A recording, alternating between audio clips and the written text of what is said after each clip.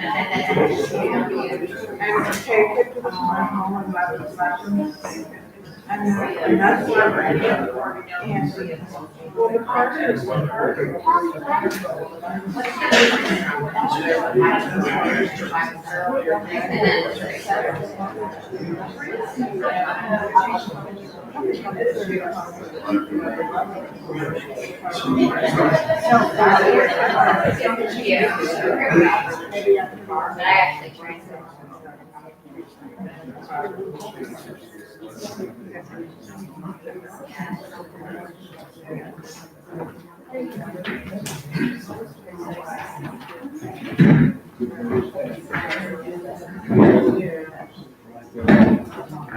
All right, good evening.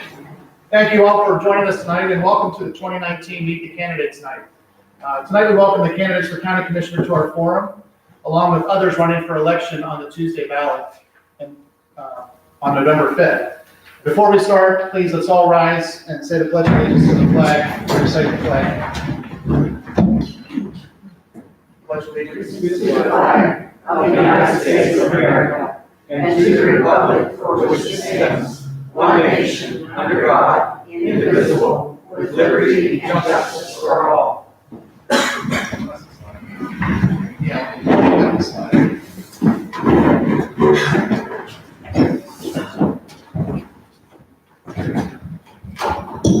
On behalf of the members of the Scrubgrass Grange, I'd like to welcome each of you to the southern part of Venango County for our 20th Meet the Candidates Night. Tonight our forum is streaming live at TheDerrick.com, and I'd like to remind the candidates to please speak into the microphone, and for all of you in the room to silence your cell phones so that those listening to streaming online can be heard. Tonight our forum is for those of you not familiar with our Grange, we are a local community service organization under the umbrella of the Pennsylvania State Grange and the National Grange based out of Washington, D.C. While the Grange maintains a position of political neutrality and does not endorse individual candidates, we strive to inform ourselves and our neighbors as to the platforms of candidates running for office. The Grange is a highly engaged rural and agricultural advocacy organization that is proud to be the voice of rural America and communities such as ours. For more than 150 years, we remained a nonpartisan organization, allowing us to advocate on behalf of our membership by letting our member-driven policy to be our guide. The Grange does have legislative policies, priorities, and goals. Our current local, state, and national legislative priorities threefold, with focus on agriculture, telecommunications, and healthcare, so that our rural neighbors have the same informational opportunity, educational opportunity, health-related, and work opportunities as our urban and suburban counterparts and populations. My name is Clay Snyder. I'm a proud member of the Scrubgrass Grange and Venango County resident. It's my pleasure to share my moderating responsibilities this evening with Luca Cornetta, news editor for The Derrick and the News Herald. We'd like to thank the candidates for your time and also acknowledge each of their commitment to the opportunity to serve as the Commissioner of Venango County. As many of you know, tonight is the second in 2 nights in a row. It's kind of like the World Series coming together here on Game 7 tonight as well. So really do appreciate you. But a few more people watching the World Series. You think streaming online there too as well. So anyway, we appreciate your time tonight and bringing us together.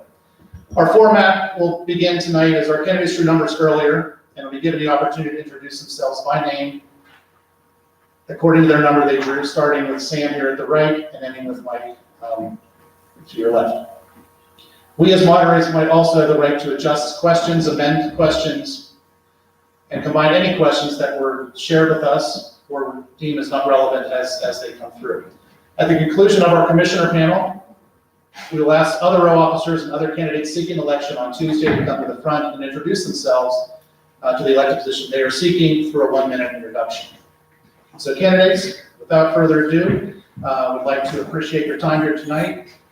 We will keep the time at the moderator table for opening remarks. Notice we've given to you with 30 seconds remaining. We have 3 minutes for each opening statements. Again, I will notify you at 3 minutes there. The microphone, I think, Sam, is in front of you to turn on. And please start us off with opening statements and begin. Thank you. Sure. Thank you, Clay. Thank you, Luca. Thank you to the Derrick. Thank you to this wonderful crowd here. This is more people than we had last time in the spring. And I'm really glad to see that because it means that you're engaged and local elections, which are frankly the ones that touch our lives the most. And I really appreciate the Grange for doing this. This is truly one of the great small d democratic traditions in the county. We meet the candidates night. I can't believe that it's not older than 20 years, because I swear I remember coming to this when my dad was running for Republican State Committee man back in 1994, when I was a pretty young buck. But anyway, it means a lot to me to be here. It means a lot that you showed up. My name is Sam Green. I'm running for county commissioner. I'm a Republican. I'm one of the Republican candidates for county commissioner. I'm from Oil City, and I've worked for the last 8 years for Congressman Mike Kelly, who's from Butler County. I worked with him. He asked me to come down to Washington, D.C. and work on his legislative staff, where I served as legislative aide and a legislative director. In that role, I was constantly working. I was constantly working for what was in the best interest of Western Pennsylvania and our communities. And I was working closely with all of the counties in his district, which at the beginning of it included the southern end of Venango County, including Scrubgrass Township. I've always had a drive and a passion for serving our community in our area. And I thought it was time when Vince Witherup decided he wasn't going to run, that it was time that I can focus not just on the surrounding counties or the area, but really focus on Venango County and doing and helping this area. So that's what compelled me to run for county commissioner. I think this will be a good night for you to meet all of us, and hopefully I'll have earned your vote by the end of it. That's all. Thank you, Sam. Chip. Thank you. Chip Abrahamvic, current county commissioner. I'd like to thank you all for being here. I want to thank the Grange for doing this, as well as Luke and the Derrick, to be able to participate and give the public an opportunity to see us and what we have to say up here today. So I am a current Grange member, just for full disclosure, of this Grange, and I've learned a lot from them over the past, I think, 3-4 years I've been a member here now. And it's incredible what they do and how the Grange started and what they advocate for. And if you go back in time, we talk about rural broadband today, but if it wasn't for our Pennsylvania Granges, we wouldn't have rural electricity. So we look in our past and we learn how we can use that today to help with rural broadband, which is one of the initiatives over the past 4 years that's been near and dear to my heart, to help get connected to rural Pennsylvania and not put us behind the urban centers when people try to move here and live, work, and play here. So that's been an initiative. It's been an ongoing thing over the first 4 years, but it's been a struggle, but we're getting there, and we're getting ahead further than we have in the past. Sorry to get on that tangent, but other things that have happened in the past 4 years, I've worked very hard to be transparent. I've worked very hard to be out front. I've worked very hard to be out front of the agricultural industry, and the biggest kick with that was with the dairy industry and how that was a struggle to our local farmers here, as well as regional, and the impact that had on milk prices and the future of their farms. So that was one of the first tasks I took as a commissioner, was that pairing with workforce development for our Commonwealth's our #1 industry in Pennsylvania.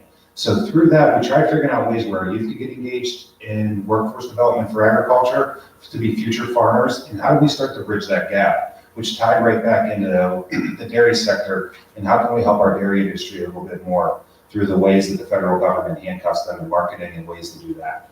From there, we really took a big jump, and I was probably the first commissioner to go publicly against the opioid epidemic in the state. So through that, we've really pushed hard, and we tried to bring awareness. And as a commissioner, there's nothing legislative we can do on that other than support our communities and support our individuals struggling.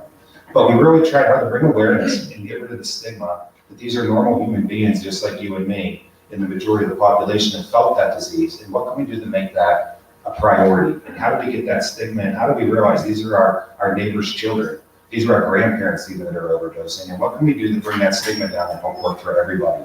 So those are the couple of things I started on that haven't been finished yet and still working to be completion. But over this first 4 years, we've really worked hard to be one of the hardest working people around.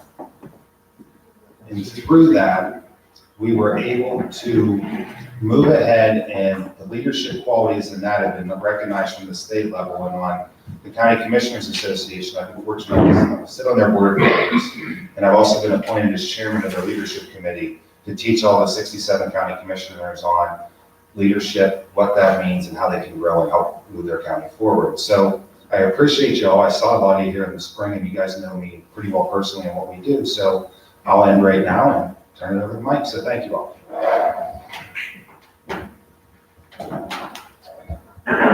Good evening, everyone. Thanks for being here. Thanks for having us. My name is Mike Delaney, and surprisingly, I'm also a commissioner candidate. So I was born and raised in Venango County. I'm actually from Sandy Creek Township, so not too far away from you guys, like most of the kids. I left after high school, but I decided to come back home. Well, I decided to come back because this was my home. Even though I was gone, Venango County, I still called this place home. So I decided to move back, and it wasn't easy. There's not a high demand for my career. I went to Penn State Barron, earned a degree in astrophysics, and the cloudy skies aren't very conducive to that around here. So I had to find other employment. Originally had a full-time job with 2 part-time jobs just to make ends meet. Now I work for the Franklin Area Chamber of Commerce. I'm the executive assistant. Most recently, I was elected to city council back in 2017 for city council for Franklin. So I decided I was going to run like Sam when I heard that Vince was retiring, because my time at the chamber, I'd seen a lot of the issues that our county's been facing, and I felt like it was time for some new leadership to step forward. Real quick about me too. I'm a member of the Elks Lodge number 110. I belong to the Kiwanis Club. I'm a member of Myrtle Lodge number 316. I also am a director for the Selective Service System. That was a governor nomination and presidential appointee. So that's a little bit about me. It's Bonnie now, so. Good evening. I'm sorry I'm a little bit late. I've been around these roads, and I stopped up on the hill and asked someone which way was the Grange, and they sent me the other way. Can you imagine? That's the better Thank you, Bonnie, for joining us. We'll do a 3-minute introduction. Thank you for making the effort to get here. And I would not say you're the first person that's ever happened. So I'm very glad to be here, and thank you to the Grange for having us and giving us an opportunity to let you know who we are, so you can make a very informed vote on November 5th. I had been here previously. It seems like whenever I come here, I come late.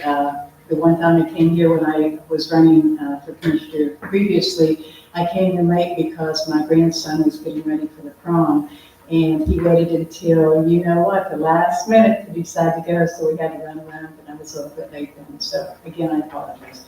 Anyway, I'm Bonnie Summers. I'm a former county commissioner.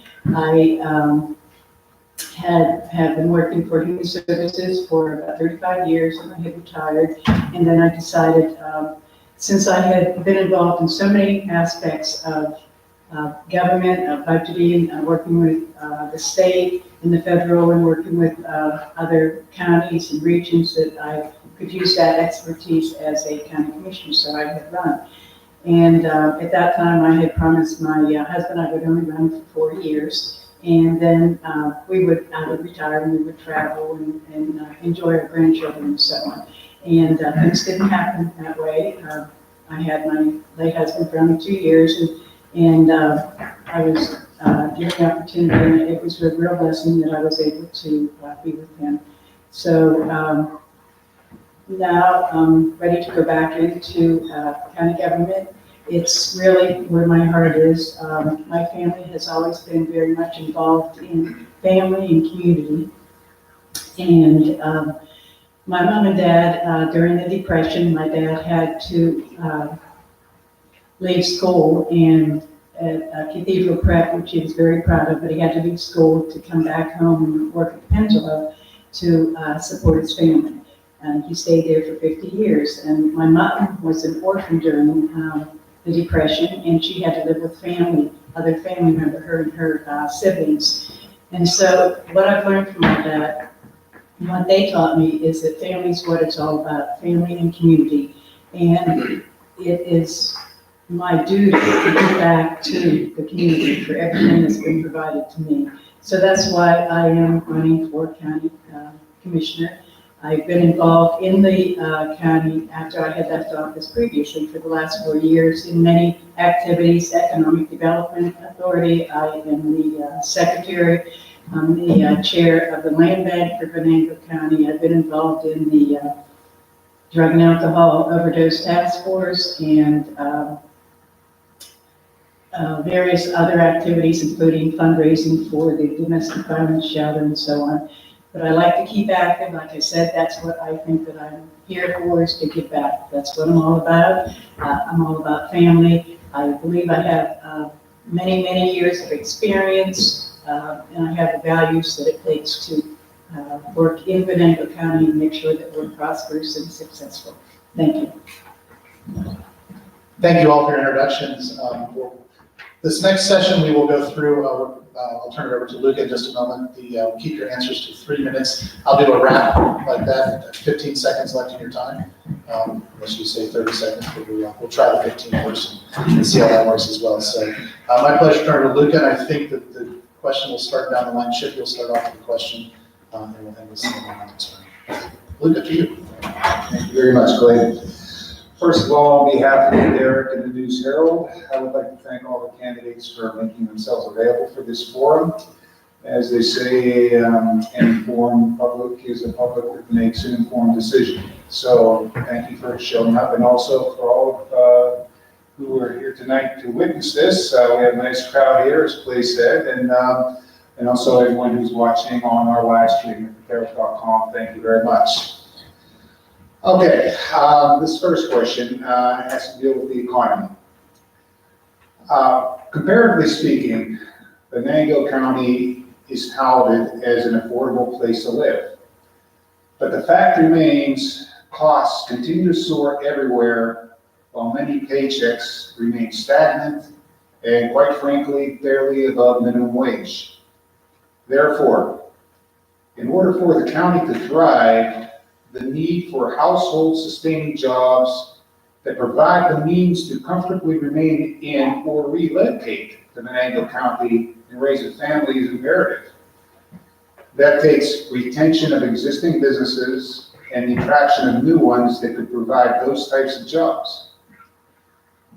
County residents with whom I have spoken have told me they just don't want to hear about visions. They want to hear, and this is the key word, specifics on what plans would work to achieve that goal. So, as a leader in county government, please provide an outline of not only what your plans would be, but how you would propose to institute them. Thank you. We're going to get 2 minutes for this one. 3 minutes. So, one, it's a two-part question. I'll hit the one part quickly. So, I've traveled around the whole county, putting out signs, going to townships, and traveling back roads, learning what the county looks like. And the one end of it is, if you want a job, there's jobs available. And there's also jobs that pay available. If you're willing to work, you're willing to get up and do that. And if you go around the county, you'll see a lot of homes that pop out of the middle of nowhere that are huge.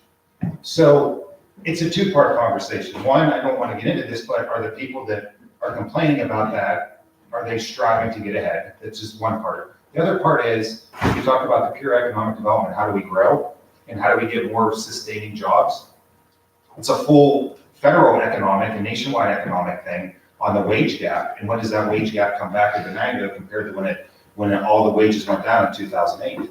Because a 2008 employee, you could get very cheaply after the recession. Today, that employee is back up to the 2008 levels of wages.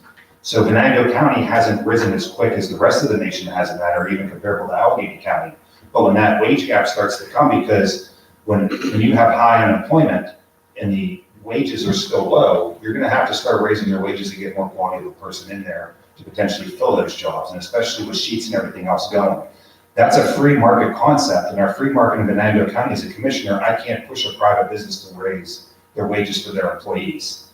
But the second part, I guess, this answer your question would be, the way we can bring more business in is shouting from the rooftops what we have. And I was talking to Ted Thayer and the Clarion County Commissioner this morning, actually, about when we're gonna continue on with our Interstate 80 corridor coalition from Mercer County the whole way to Clearfield County. And what can we do to grow our turnpike, or our interstate and our exits? Because we're halfway between Chicago and DC, halfway, and we all know that already. But what can we do to do that and start growing business on our interstates? To start getting people to go up the veins into the county.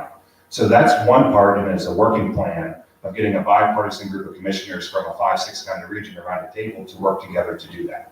That's one plan that's probably going to start really rolling after this election and into December, because that's been a goal of Ted and mine for 3 years, and we're getting to the point to do it. So how do we also grow from there? It's working together as economic development and those communities together to find leads and grow those leads to start bringing those sustaining jobs here that are higher paying as well. So it's a twofold thing, and especially after visiting VOTEC last night, if you graduate from VOTEC and a high school student, you're coming out of high school making more than probably all of us that went to college immediately today, and those are great paying jobs and life sustaining jobs for the future. And look what linemen's pay for Penelec, and that's a job that they could have got at VOTEC or training from VOTEC or a 2-year college. So there's jobs here that pay. It's getting up and finding them. Because I moved home because I knew I could create my own future and go from there. So thank you. On that corner every time. We kind of touched on this a little bit last night. Where we were asked, what do we think the commissioner's role is in economic development? And I said I believed it was supposed to be a supportive role in that sense that we have economic development agencies in the county that are all trying to work towards this goal. One of the things that we need to do is we need to have a unified vision. If we're all working together in the same boat, then we're all working towards the same goal. We're suddenly not competing against each other for that piece of the pie.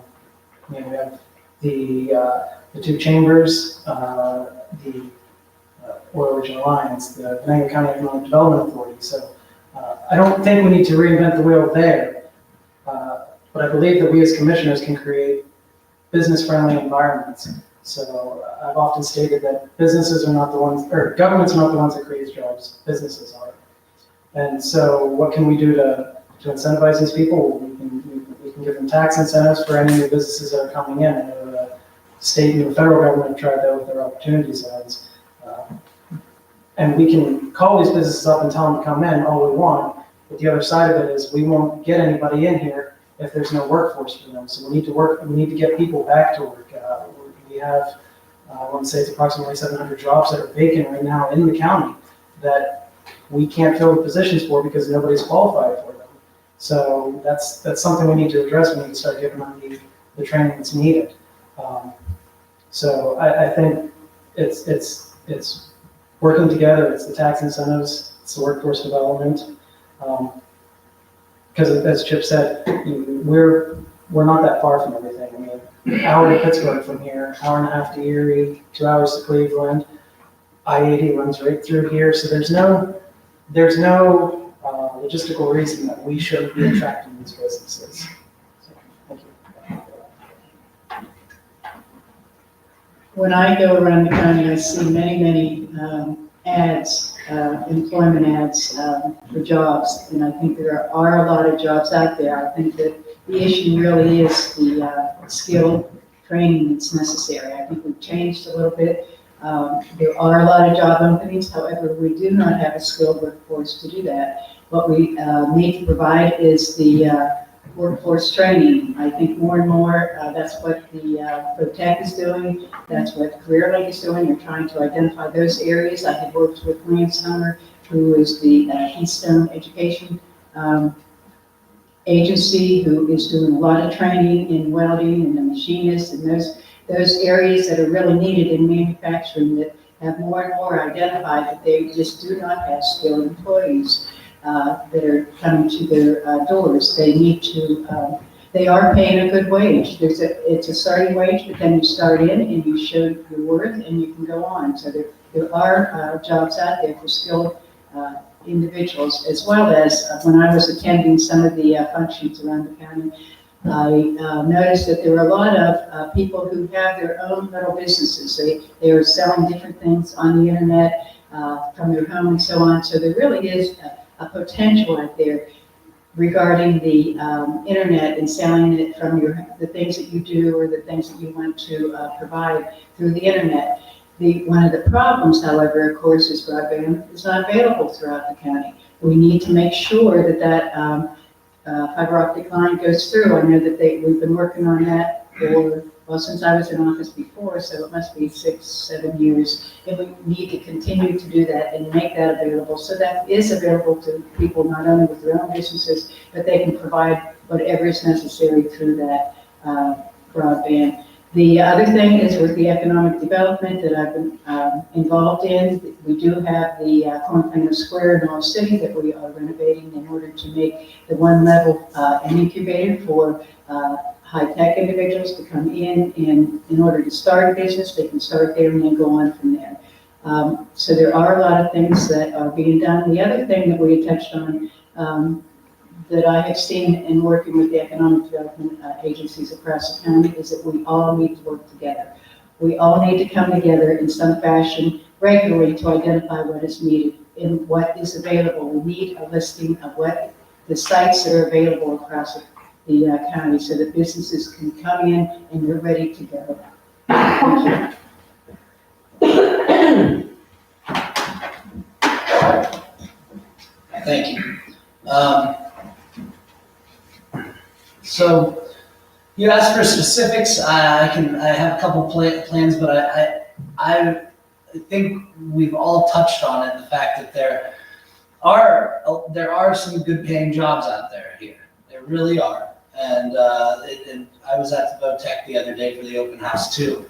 And it was heartening to talk to one of the teachers, and he said, we make sure that we have training and that people are going out and some of them are going to jobs that pay $70,000 a year and things like that, out of VOTEC.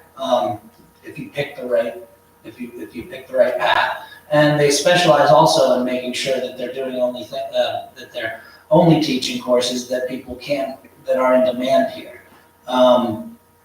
I thought it was heartening to hear that he said one of those areas that they're studying is oil and gas, but a lot of the kids don't want to do it because there's not as many jobs here. They don't want to have to move to Washington County, which is nice to know that these kids that are getting trained in this do want to stay in Venango County.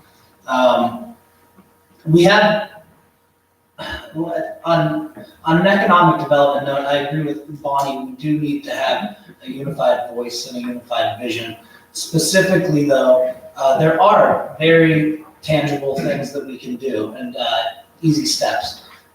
I've worked with counties all around us, working for Congressman Kelly, including Mercer County and Butler County, and frankly, I think some of them have been eating our lunch on the way that they market and the way that they utilize I-80 as a tool to bring in businesses. And sometimes it really is just calling businesses, because one of those counties actually has, and this is something that I would insist on as county commissioner, that our economic development authorities are reaching out proactively to companies. I mean, in the county that I'm referring to, they call up to or contact 400 businesses a year, different kinds that they've identified that could use space and utilize things that would make their county attractive to them.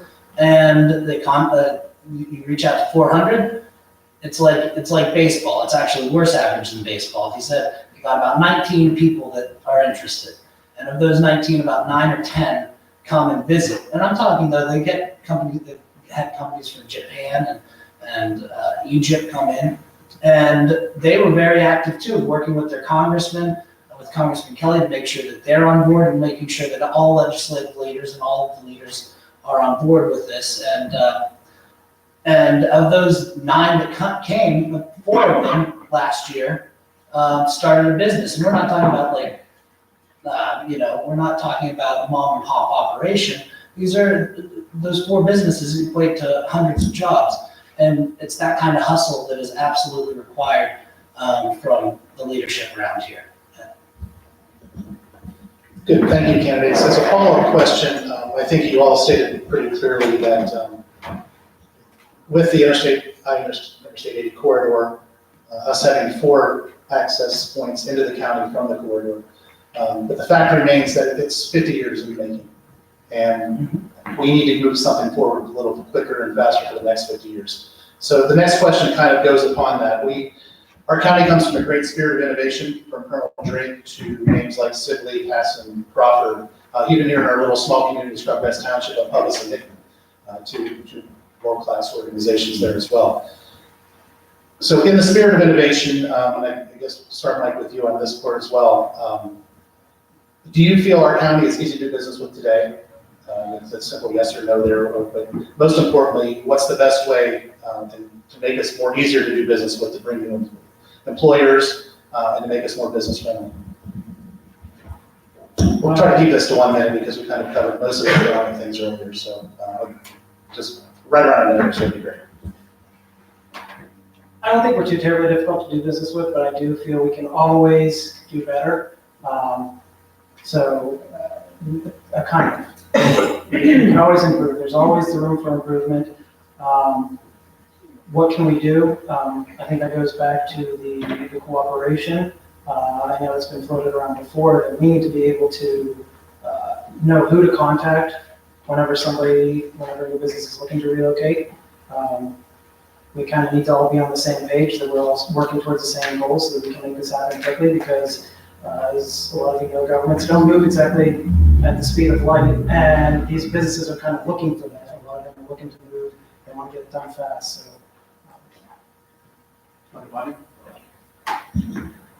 I think we're doing a good job right now, but I think we can do much, much better. I believe that it starts with the leadership to be energetic and active and get things moving.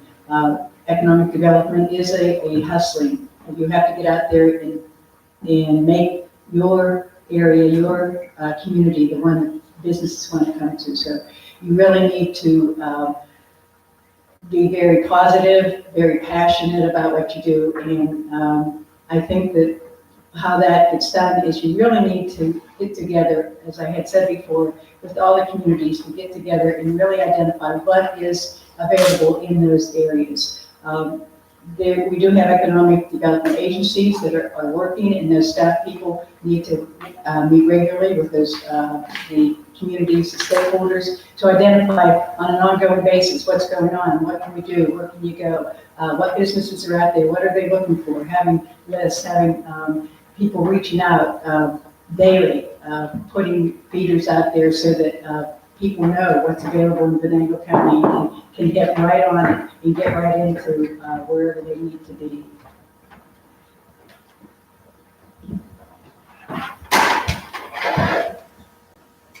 All right, you start with one thing that is in our control: keep taxes low.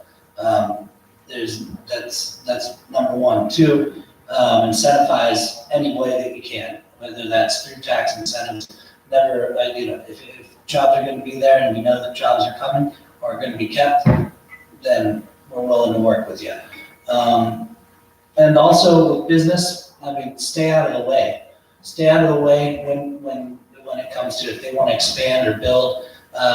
That's one of the biggest problems that I hear from business owners, is that when they're trying to expand their building or something, that they have a long wait.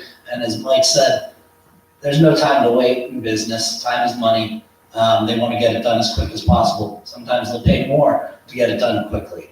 And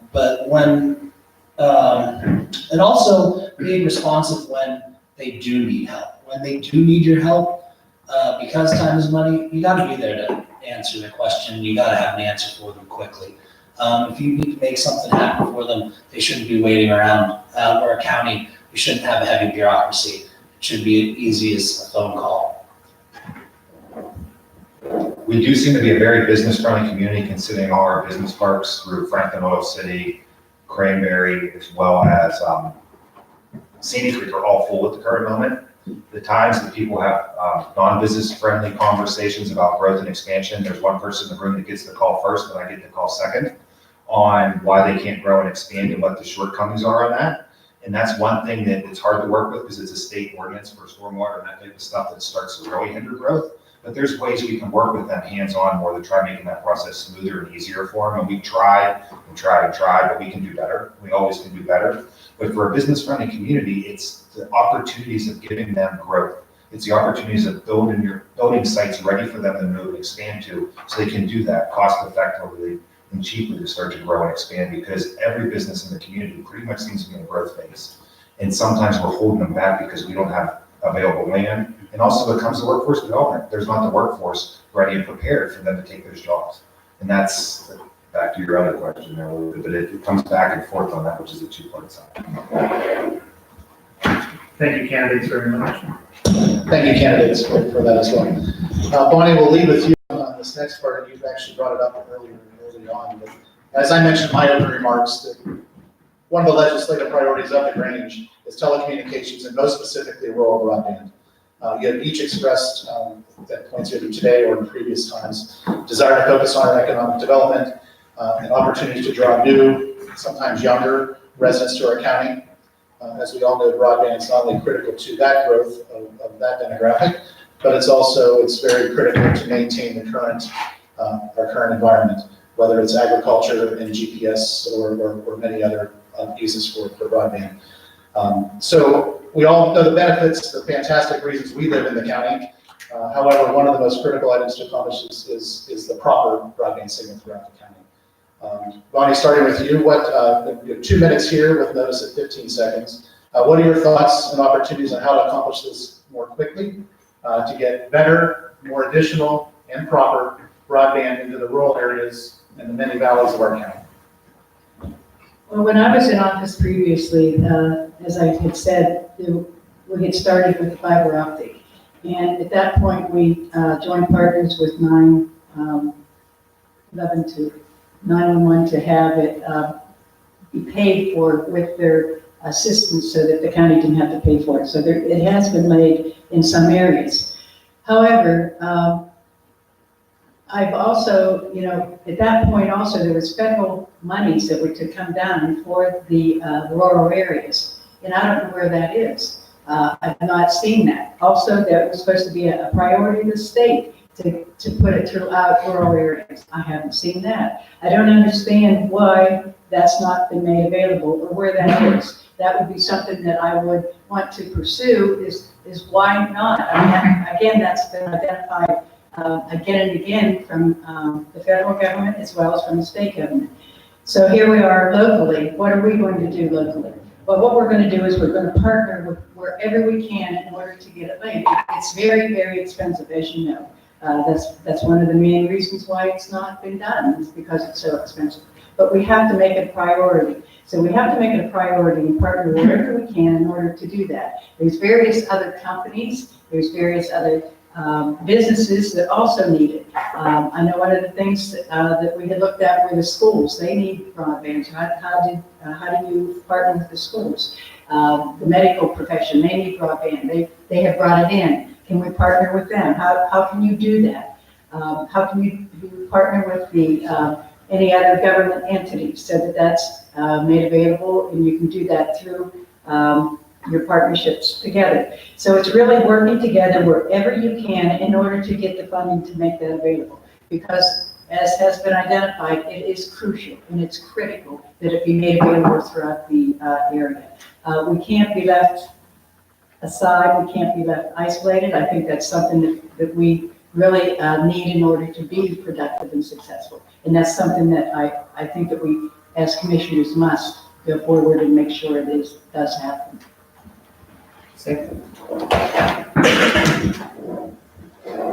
Working with Congressman Kelly, this was an issue that we did work on regularly. At the federal level, it's more about providing funding and money there to get it to rural areas.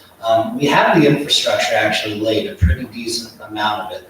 The problem is not that businesses can access it. The cost, though, bringing it to your business is about $50,000 a mile. I believe that's what it was. And that's prohibitive. Bigger businesses can do it, but my concern more is getting it to to our residents, because we do have that infrastructure laid. But there are a heck of a lot of places, forget about broadband. I mean, try keeping a phone call from one end of the county to the other, and that's a huge problem. The other problem is making sure that you do have Wi-Fi availability in areas, because that's going to be, so many people have hunting camps up here and things like that, and they come up, yes, for the peace and quiet, but frankly, they'll stay longer if they can use their cell phone, or their kids can use their cell phone and everything. Those are things, I mean, that'll extend weekend trips into a place that they retire. And that's something that we need. So it'll be a focus of mine. I do know some of the federal avenues that we can go. And it will be a priority in my time as commissioner, God willing.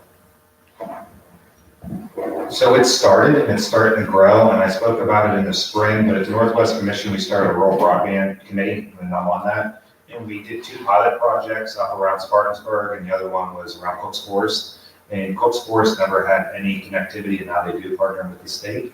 But the other side of it is, well, we got $1.5 million to start that. And I said before, what our goal was to get fiber laid to volunteer fire departments so they're connected to the world because of first responders. And then once we're there, we can branch that out, whether that's through a micro cell tower and microwaving it out to get people started, and then growing from there and the hard line them in. That's one part of it. The other part of it is we just got another $2.5 million to start working on a whole separate project that we're just in the works of starting to develop and fully implement.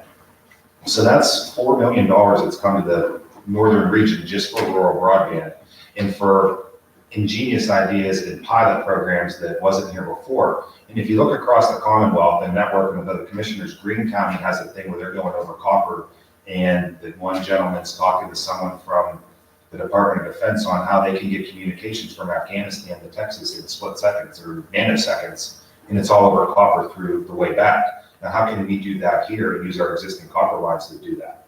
And there's a lot of conversations, even with the Northern Tier. The Northern Tier has a great project, I don't recall what it is, but we're all doing something different, but we're all doing something similar. And it's the innovative ways that will get it, or it already would be here.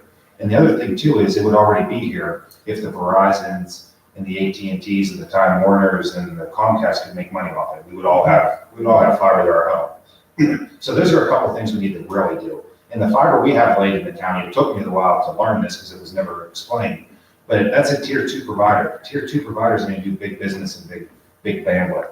How do we use our lines that we already have and partner with that third party that does residential? Because who we're using now doesn't do residential. And we have a nice infrastructure through the county that we can use that third party to start piggybacking off of and splitting out to get to our residents. Because that was the one thing it took me 2 years to realize. I think residents are getting this and they're not. Then I said, well, why can't we hook up John Smith when you're going past his house? We're not in that business. So in one end, how do we find that third party? And there's a couple locally that I talked to in the past couple of weeks that might be able to be that third party to start using what we have instead of putting tax dollars into something that does not support the whole need that we have. So it's a weird back and forth, and our local ones are doing well, like Armstrong. They're growing and expanding and laying fiber over their coax now. So it's a double-edged sword, but we're getting there. I mean, it's moving quicker than I ever expected in the past. So when I was hired at the chamber, that was one of the first projects I was put on, was helping the county and the commissioners with laying the fiber. That had been going on for at least 10 or 15 years before we finally got it. Within 2 years, we had it laid in Oil City, Franklin, up parts into Cranberry, up into Sandy Creek. So as Sam said, it is a very cost prohibitive endeavor, $50,000 a mile. And there's a lot of miles in between everything in this county, 684 square miles or something. So that's a lot that we have to come up with. We've partnered with groups. One of them is Kimber, the Keystone Initiative.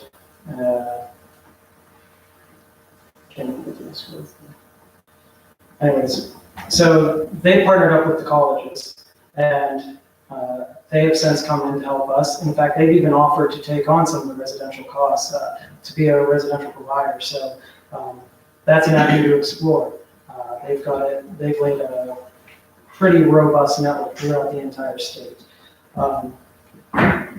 I think this is gonna be a huge issue, and it's something we need to find a way to dedicate some of the tax dollars to.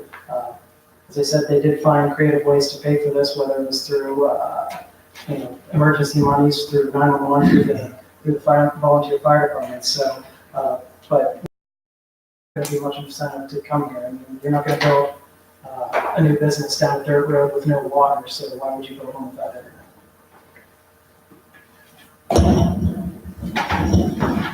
Okay, next question has to deal with a subject that's been a hot topic around this area ever since August 14th, whenever the Department of Human Services came down with their edict to close Polk State Center. Everyone here on the panel has expressed opposition to such a move. You've been visible in the community in that regard also, all of you have. But rightfully so, much attention has been focused on the human equation, the residents of Polk State Center. If the facility were to close in less than 3 years from now. As a matter of fact, a member of the audience, one of the questions they had here was, what chance do you think we have of keeping Polk Center open? But the other negative effect is in regard to economics. The loss of 800 jobs and the ensuing devastating hit to the tax rolls, followed by the likely exodus of those workers to not only other jobs that will likely be lower paying, but other counties or states as well. However, if advocates of keeping the center open, including yourselves, are successful in that regard, a plan must be in place next time state government once again addresses the feasibility of keeping Polk and other state centers in operation. With jobs at stake, along with the tax rolls, it's imperative for the community, with political, business, and union leaders taking the point, to be proactive toward a positive transition of a property that sits on 2,000 acres. The question is, despite the fluid nature of what is transpiring now in Harrisburg, with the Senate and the House bills to save the center, and also Whitehaven, out in Luzerne County, how much proactive thought have you put into looking ahead toward a plan to provide to the state on how to continue to care for those who have physical and mental challenges while making economic use of the property, provided Polk Center is saved? And again, give specifics of your thoughts and any plan that you might have, and how the state, with input from leaders in the county, could implement, could influence such a plan. Sammy, you take the first answer. Well, I'm a little confused on the question. Is this a question of what have we done, what we're going to do to keep it open, or what we should do after it closes? It's about thinking proactively ahead, like if.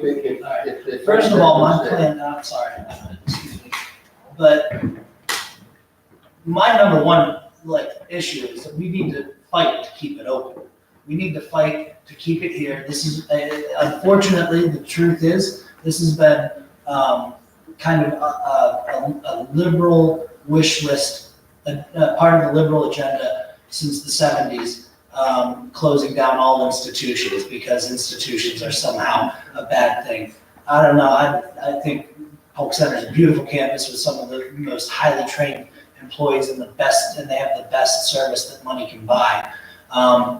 And that is something that's very hard to fight, and that's why there should be at least, I guess, a contingency plan for it, because this is something that doesn't seem to be going away. It doesn't matter. Facts don't matter. Facts don't matter to these people that are fighting it. What matters is their ideology, and then also the other part of it is the people that are making money from it. And that's very, very sad, because these are the most vulnerable among us, and I don't care. I don't know, I'm a conservative Republican, And it's my belief, my deep-seated belief, that there needs to be a safety net for the most vulnerable among us. And what angers me as a conservative is that there are people that abuse the system that are not, that's taking away resources from the people that need it the most. I've fought hard on this from the very beginning in what capacities I could. That I've been down to every hearing. I've been to Harrisburg. I rode on the bus leaving at 2 a.m. to go down to Harrisburg. Took time off of work to do it. I've been working with Congressman Mike Kelly's office to also organize the much more we need to do with the legislators from around the area to have their voice heard, which has led Senator Brooks to be very proactive, and she's from Mercer County. Some of the legislators from Crawford County and Butler County, they're all engaged, and that's what we needed to do from the very beginning. My number one priority first is trying to save it. Contingency plans are good. There's a real problem though with also the right of first refusal often goes to other state agencies, and that's not right. If there is something where they end up going, we were completely blindsided by Governor Wolf on this, and he did it for a very, very political reason, because he knew if they announced it and closed it down in 3 years before his election, then it wouldn't be an election issue for him, and he would not have to worry about it the next time. I'm sorry, I think this should be a 10-minute question to answer because it matters so dang much to our county. I would like to talk longer on it, but I understand that within the rules here. All right, so this is something I will continue to fight on. Yes, there better be, all I have to say is that if they go through with this 3-year plan, that's exactly why we need to keep fighting and keep loud about it, and because they want it to go away in Harrisburg. They don't want this to, they want this to just pass away and then they'll be able to close it down. But if they're gonna continue on this, and do continue with it, they better provide a backup plan for us and make it easy for us to bring in a prison or anything else, whatever else we're gonna do. We've been obviously thinking about that a lot. So, good question, Luke. As soon as I leave here and we're done with this tonight, I'm driving to State College for a forensic conference in mental illness in county jails and the solutions we have with that. Over the past 2.5 to 3 years, I've been fighting for those individuals who come out of Polk or who have very severe mental issues in jails, and they go to Torrance and Norristown for forensic beds. And the state's been cutting those beds back, just like Warren State Hospital has been cut back in their forensic unit. And with that addition of them being cut, over the past 3 years, we've really fought hard as the County Commissioners Association to expand those beds and expand services. Because we have individuals sitting in our jail for 8 months to a year waiting to get into a bed. And our corrections officers aren't trained in how to handle them and deal with them. And they shouldn't be in jail. They should be in a place that can take care of them in those capacities. So in a contingency plan, that's what I've been doing for the past 2.5 years. So Polk ties into that perfectly. Is another level, but the same issue of state taking the responsibility off of them and turning it into counties. And whose responsibility is it? It's the state's, not ours, because they can do it better than us. So as that turns around, currently we have a 13,000 person wait list to get into group homes that have challenges. Out of those 13,000, 5,900 of them are critical needs. And they've been on the wait list for 2 years. So you have 5,900 people, we don't know where they are, but out of those 5,900 people, they could be serviced in Polk and live a great life and a sustaining life, but they are struggling to try getting in place in the group homes. So the biggest thing for the contingency plan is two-part. Everything I say is two-part. Part one is look at Warren. Warren's used that whole campus up there for other facilities. They rent it out. We've never done that here. We have 2,000 acres, and I guess we've never had, it was before me, never had an opportunity to use it for anything else. The empty vacant buildings that have been torn down, that could be beautiful facilities for something. That conversation's actually started on what we can use with that facility. The second conversation is how do we change legislation? And how do we change the legislation? Because many people that can go to the state centers are those that have been court committed by 403 or 406. We got step one with the moratorium moving through very, very quick. Step two now is to change legislation and saying, you know, we're all sitting here saying we have 13,000 people in need and can't be placed. Well, why don't we work on legislation to get them into these facilities that are sitting there vacant? And we're getting overpaid and the tax dollars are going to them at high costs. You start putting more people in there, those costs go down greatly per resident. So they're really pulling the wool over our eyes by saying it's $409,000 per resident, but that's with 200. What was the cost when there was 400? What was the cost when there was 1,000? Far from it. And they also aren't telling us that over 50% of all the dollars flowing in the bulk, so that $400,000 number, over 50% of that's federal dollars. The more people you have, the more federal dollars are flowing to our Commonwealth and flowing into these centers to help offset costs. When we talk about sustaining wages and sustaining jobs, you have 800 employees in Polk Center that are well paid, very well paid. And if we turn that into group homes, that pay goes away. So there is a contingency plan and it's step by step by step. And the more this goes, the more we're learning as a whole, because this is the first time for all of us. But to sit back and say it's a done deal and we're gonna sit on our hands is the last thing we should do as Venango County. And the first thing we should do is drive and see the governor and say, what are you doing? So that's all I have. Just clarification, the contingency you're asking for is if Polk closes or just in general? If Polk is able to be, Say, if Polk is able, if Polk is able to be saved, okay, okay, the same question is gonna come up again down the road Yeah. sometime. So at that point in time, what plan do you have to present to the state to say, hey, look, here's how we can make use of this property law at the same time caring for the people who need it, the physically and the mentally challenged folks at the same time? well, Sam kind of touched on it, they've been trying to shut down these state institutions since at least the 70s.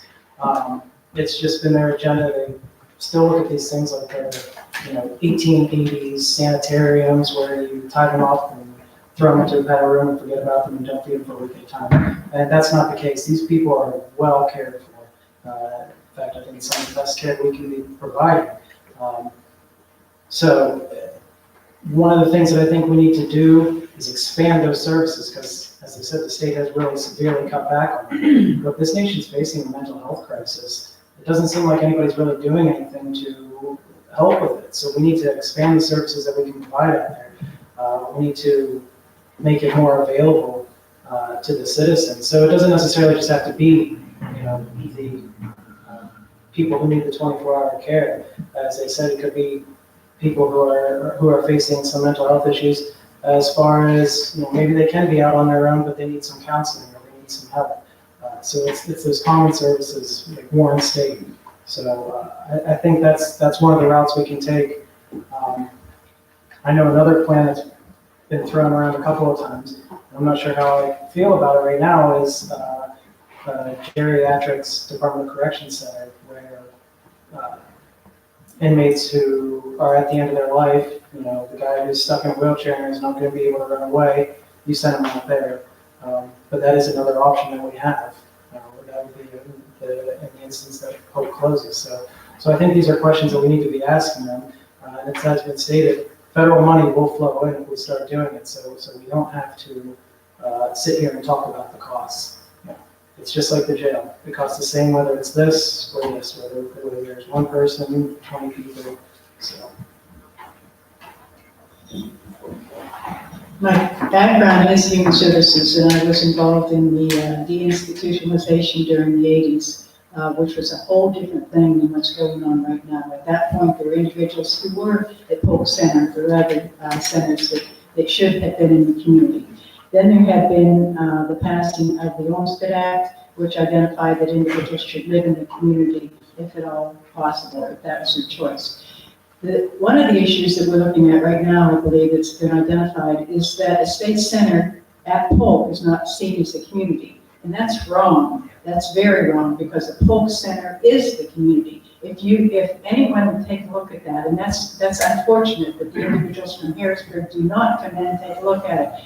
Polk Center is the community of Polk. It's all there. It's just all community related.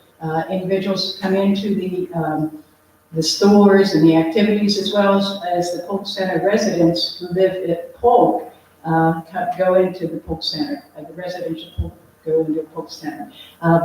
But, so it is a real community, and it should be seen as that. The other thing that I take a look at is that when we were involved in different programs and trying to identify things that needed to be done in Venango County, and we wanted to make our argument to the state on how we wanted to do it in Venango.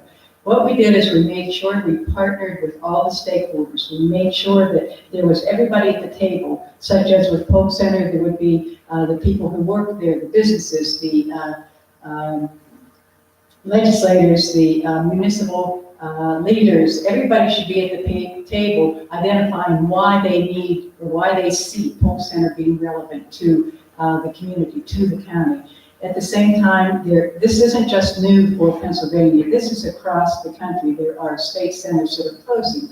And so there have been things done in other states that have prevented it. And that's what we need to do, is to go look at those programs, see how they prevented it, see what's being done, learn from that so we can bring it back. But as was identified, there's a wait list. There are individuals out there who need services. Why wouldn't we be using a state center to do that? They've fallen off the list. They don't know where they're at. They don't know what they're doing. They could be homeless. They could be involved in anything, but the state doesn't know. And that's wrong. There should be a way to identify those individuals and get them into a home. And that home is Polk Center. It's at Polk.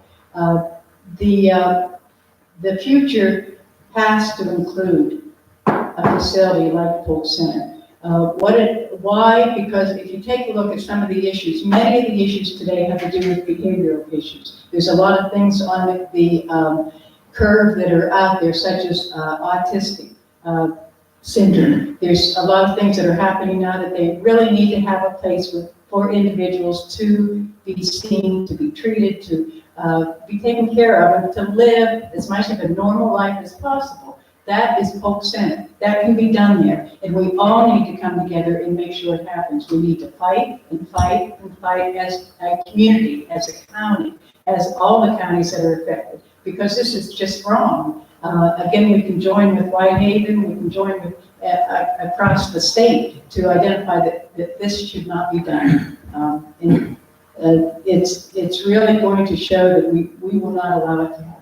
So thank you all. We can all feel the passion. I think everyone in the room feels the same way about it. I would also like to remind everybody, if you're streaming online or in person, please write your congressman and House members, because that is where the things will happen towards it as well, as do they, that they want to hear from you as well. Okay, we have a question from the audience that I'm going to combine with a question that I have. From the audience, someone wants to know, what plans do you have to keep a balanced budget and continue to retain important services citizens in this county rely on? And I will segue that into saying, we all know that to balance the budget, you have to figure out what you're going to do with taxes. And no one is a fan of raising taxes, obviously, but what we have to consider is, if you had to raise taxes, if that were the case, particularly with the very real possibility that Polk State Center would close, where would be the first place you would look to raise taxes and why? Again, this is not a question of imminence, it's just a question of looking ahead. Where do you see would be the most logical place to go if need be?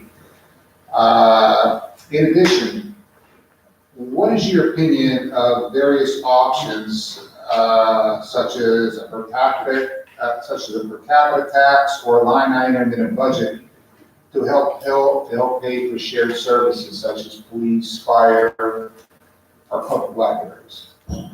2 minutes on this one, and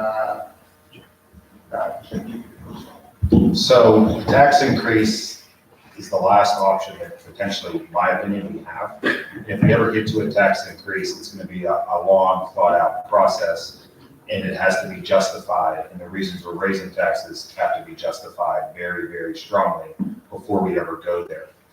And a line item budget for police or fire, That's a different conversation because there's other ways we can do that. There's council of governments that are enacted power to work with their municipalities to get a percentage of the municipalities to support our countywide police and also a countywide fire protection. And you can start to see that with Polkboro and how they're taking over the western part of the county's municipalities and police services. The council of governments have that power, and the council of governments can do that. It's hard from a county side of it when we have our municipalities and we have 3 paid police and 2 paid fire. And we also have a paid state police. And I live in rural Pennsylvania, so rural Venango County, so trust me, I know how long it takes for the state police to show up when something happens. And we have a business in rural, and we know how long it takes for that to happen. But how can we tax our municipalities, which are our 4 largest municipalities and probably our largest tax bases in the county, to serve police departments that they never see? It's almost a double taxation or triple taxation because they're getting taxed for their local, their state, and then a county police force, which would have basically kind of no jurisdiction in there. So in doing that as well, how much does our budget explode through that? And the way that it would happen is if legislation ever passed to give the sheriff's deputies in the sheriff's department or sheriff's office full investigative powers. That would be the simplest solution, which that's obviously going to cause a tax increase because if we're going countywide and not just in running warrants and running the courts and protection, we're definitely going to have that, but that still doesn't solve the fire side of it. And the fire side of it is, it's a conversation that I believe is happening when I go to my local volunteer fire departments and how they're trying to partner more and more. And the reason they're partnering is because they don't have people to go do it. And they don't have services. And it's 5 departments being called out as opposed to 1 or 2 because those individuals still aren't there. So it's a tough question and a tough answer. So I hope that helps a little bit.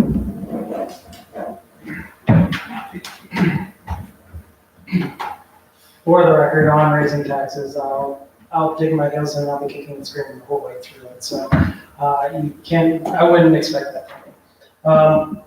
Now, the shared services, a couple of the municipalities have started making some strides towards already offering these shared services amongst each other. I think what we're going to find is that it's going to be a lot cheaper for us all to kick into the pot than it is to sit here individually, each with our own departments, each buying redundant stuff, everybody buying 20 police cars and 3 fire engines per municipality, and we can spread that amongst everybody else. As was said, I don't know how we would handle that from the county side. That's going to be more of a municipality side. I can't go in and force these municipalities to bend to our will with something like this. They still have their sovereignty over it. We can encourage it. I'm not necessarily in favor of the property tax either, though. Just because that now will make you provide the same services, as Chip said, from all the way from Irwin Township up to Pleasantville. That's a long drive if you ever had to do it. So there are other ways to do it, but that's all I have. As far as the budget, one of the things that I've been involved in many programs with managed care when I was in mental health and drug and alcohol. We review budgets regularly and for the region and across the state, and had to come up with line item and per capita funding and so on. So I'm very familiar with the budgeting process. And what I would do before I would even take a look at any type of discussion about taxes, raising taxes, would be to look at all the budgets again, to particularly focus on human services and the big payers, which are the big money issues such as the courts, the prison, and the human services, and see if there was a way that we could use that money together in different fashion, because it's really a human service issue. And in the jails, right now, we use monies to go into the jails to provide treatment, to provide some medications and things like that. So how much more can we do with that? As well as reduction in costs in the jail. One of the things we have is court supervision, which does parole and probation rather than putting individuals in jail to do electronic monitoring. How much more can we do that rather than to put in jail to reduce those costs of sending individuals down to another county, which is very significant. As far as coordinated services, we've discussed this, I know, at the Council of Governments with municipalities, and that is something that they are looking at. The municipalities are looking at joining together to see where they could join forces, because they don't have, in a lot of those areas, they don't have the manpower, and they don't have the funding. So they really need, it's just one thing that it's going to be driven, to have to take a look at how you can join, put your money together, and make the best result come out of that. As far as a per capita tax, I don't see that being anything that I would be reviewing right now. As far as a line item for library, one of the things that I do very strongly believe in is a library system. And that is something that I don't know whether the budget, looking at it right now, I don't know where that would be, but I do want to say that I am an advocate of funding the library in some fashion.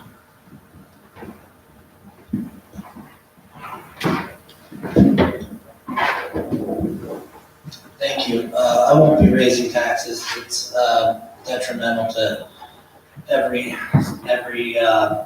no matter what services you cut, our seniors are not the major users of our county services, but they are going to be the ones that are going to be paying for these tax increases. Per capita tax, I'm not convinced about it. It seems like it's it is a tough tax to recoup anyway in the first place, and what you get from it is not necessarily a whole lot of money. Certainly not enough to pay for some of the wish list items that I think we were mentioning. The townships are working on this, as everyone has said. I've been going to COG meetings, hearing them do it, and frankly, it's something that I think, like Mike said, we can encourage at a county level, but no one likes it when a higher level of government comes in and says, I'm here from the government to help you. You know, that you can really end up throwing the baby out with the bathwater that way and create a permanent expense. But I'd have to look at it a little bit more. As far as the budget, it's going to be tight. That's why I've got to be careful that every dollar that we spend is knowing that it's not money that we printed. It came from a hardworking person, and make sure that anything you're going to spend is going to be done as efficiently as possible, and also that you get a return on the investment when you can. Thank you.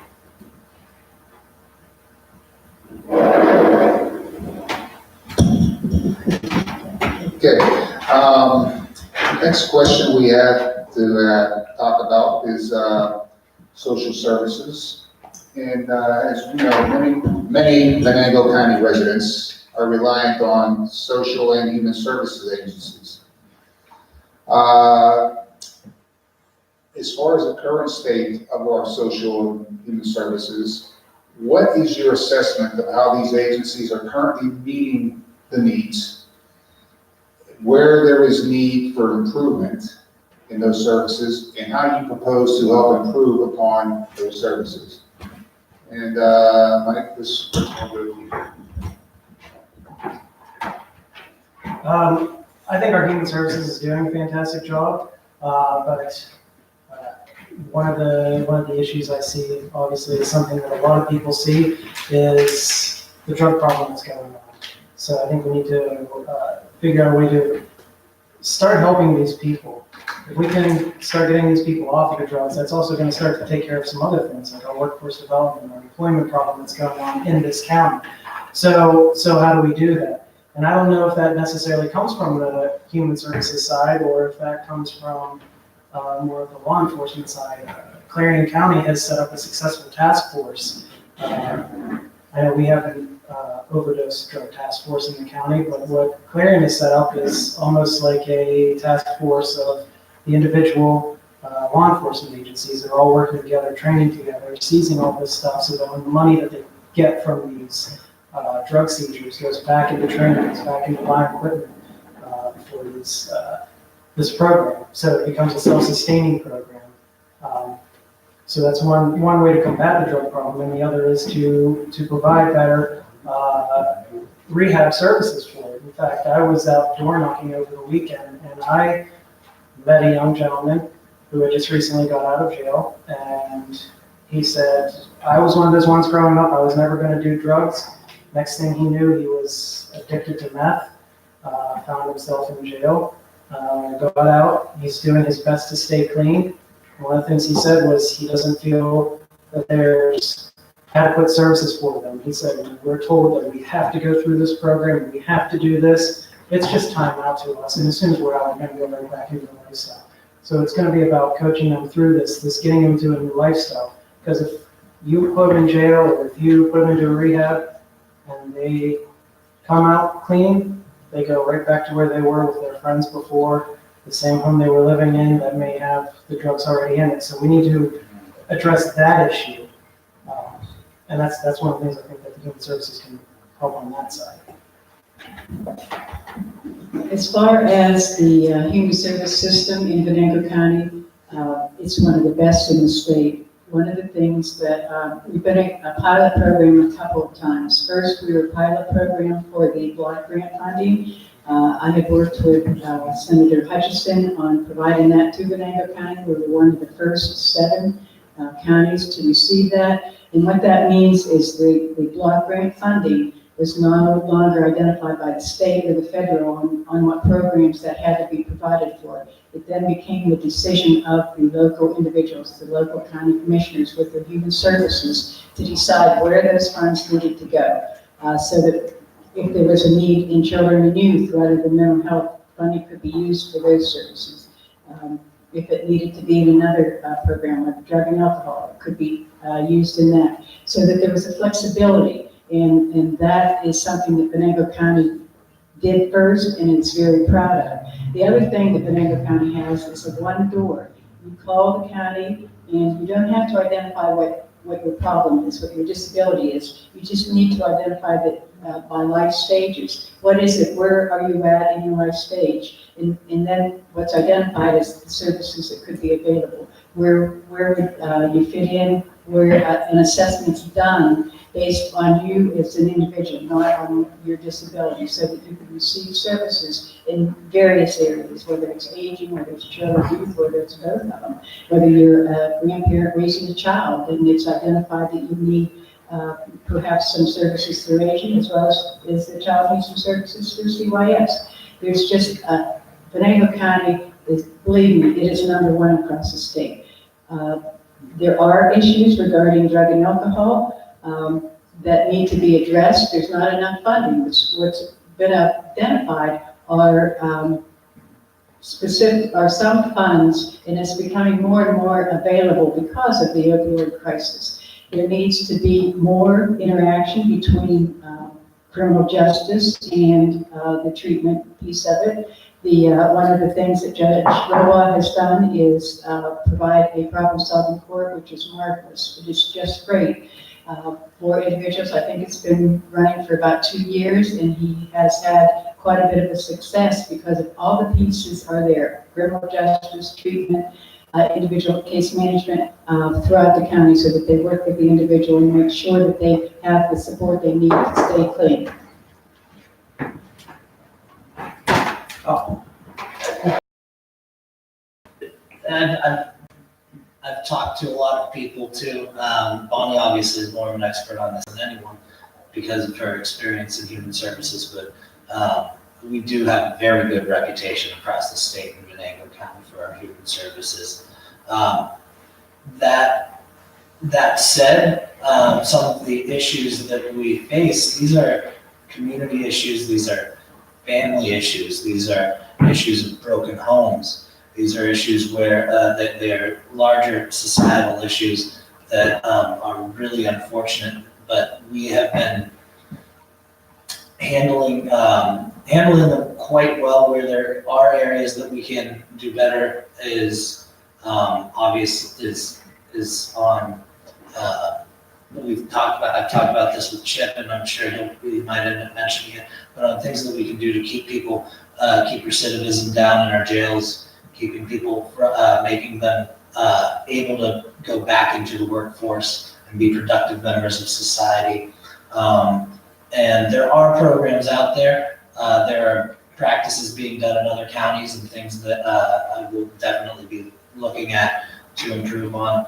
The county jail right now, our drug problem, everyone talks about the opioid epidemic. In a lot of ways, it's kind of crested.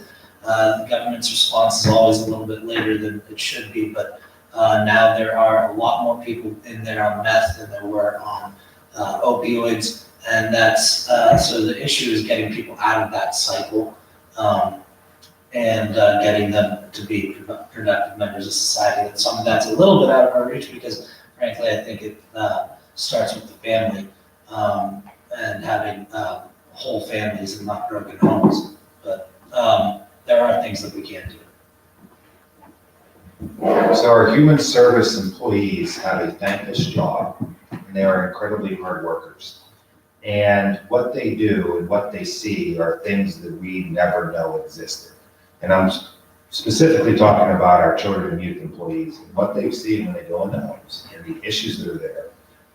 It's truly heartbreaking, and it truly makes you not believe people actually treat their children that way. And that's what they deal with on a day-to-day.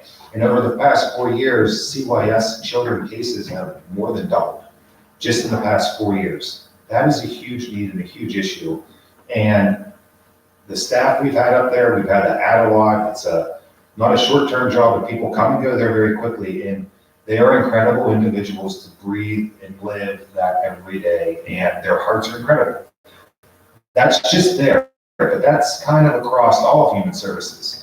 And I'll turn direction from the jail side of this, but the biggest things we really have going or against us and we need to really focus a lot on is our CYS department and how we can support them and have them take breaks so they can get away from seeing that trauma.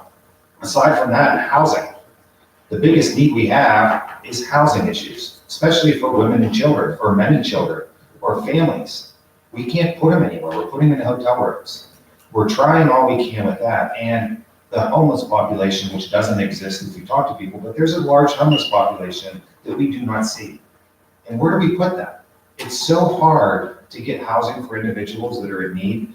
There was a family that we were struggling to find a home for that was husband and wife that worked with children whose house burned down. It was almost impossible to put them anywhere. That's that issue. The other issue is transportation. We're rural. How do we get people that live down here to a job in Harrisville? How do we get people from down here to a job in Franklin? How do we even get these people from here to the hospital, to the dentist for their children? How do we do that? That's the two biggest things that are the hardest things to address, and not the hardest for solutions, but they're the most troubling things to find solutions. We talk about such an overhousing stock we have in the county and so many houses vacant. Well, it's so hard to get those rehabbed and fixed up to put families in. Those are the biggest things, and to go from the court direction side of this, I mean, that's what immediate needs are today. And that's our future of Venango County that's coming through our caseworkers who, if it wasn't for them, there'd be a lot more children not around this county and down. So thank you all for what they do.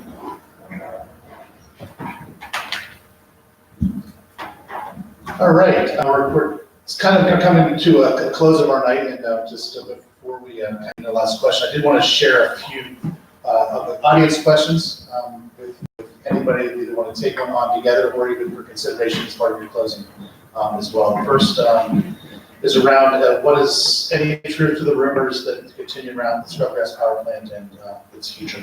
If anybody has any thoughts on that, or something you would like to consider your closing here, or even talk with anybody after the session. Actually, I'm glad you were asked. I've worked with Scrubgrass through the Scrubgrass power plant through Congressman Kelly's office for a long time, and I was audited in Mike Kelly's office when Piney Creek, another coal refuse power plant, closed down in Clarion County. I don't think that there should be a problem because there is still a huge number of, because frankly, they lost a few more and they seem to be at capacity. But I'm glad that this was brought up because it is something I've been meaning to talk to the management of the plant to see where they are. And I will, this is probably not the best answer, but I'm gonna make a phone call tomorrow and follow up on that, because that's absolutely a concern. Anytime, this is something that I've said in the past, but one of the reasons that I wanted to run was I was tired of seeing lack of leadership at every level, standing up, and people saying that, well, that's not my problem because this is a state issue. That's not my problem because that's the private sector. It's always our problem if you're in leadership in this county, and I will always stand up and fight when it comes to jobs in this region.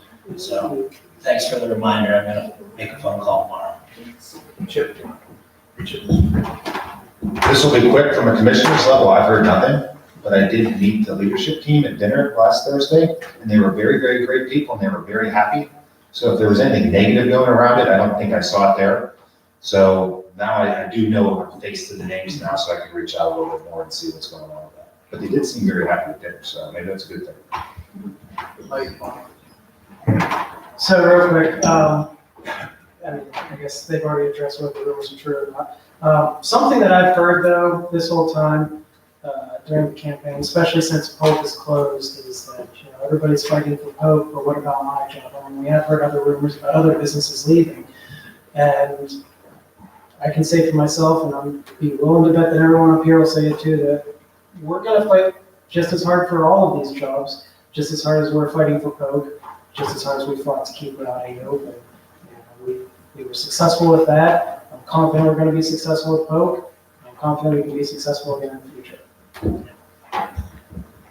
I would also agree that it is an issue that we would focus on. I do know, I don't know that much about it today. I do know that when I was going to the ICAP meetings, the Scrubgrass plant was represented, and it was a good representation. And I've heard the rumors, but to say any more than that, I can't address that at this point. Thank you all for that. Bonnie, why don't you keep it in just one other question from the audience. We'll try to keep it to our answer to a minute here. We've heard about budgets. We've talked about staffing at the jail. If those of you who haven't had the opportunity to listen to the forum from last evening, there was a great conversation regarding the wages in the county and such there as well. So thank you all for that. We don't need to necessarily rehash it all, but in specific, the Veterans Affairs staffing is a question that's coming from our audience here. And just any thoughts on that from Bonnie? We'll start with you, and feel free to talk as you go back. Did you say Veterans Affairs? Okay. One of the things, I have had the opportunity to work with, and his name just escapes me, the director. He had been there and previously, and then he was off, and then somebody else had taken position, and now he's back. Yeah. Charlie Tarr, Mr. Tarr. I had seen him in the budget hearings, but for whatever reason, it just flew out of my head. But anyway, Mr. Tarr is a fabulous individual. He has so much passion and understanding of what the veterans need. And he has identified that, I know previously he had identified that there was a need for additional staffing. I believe that it was him and a part-time individual. And there is so much work that needs to be done because of more and more vets coming back, because of veterans getting older, because there needs to be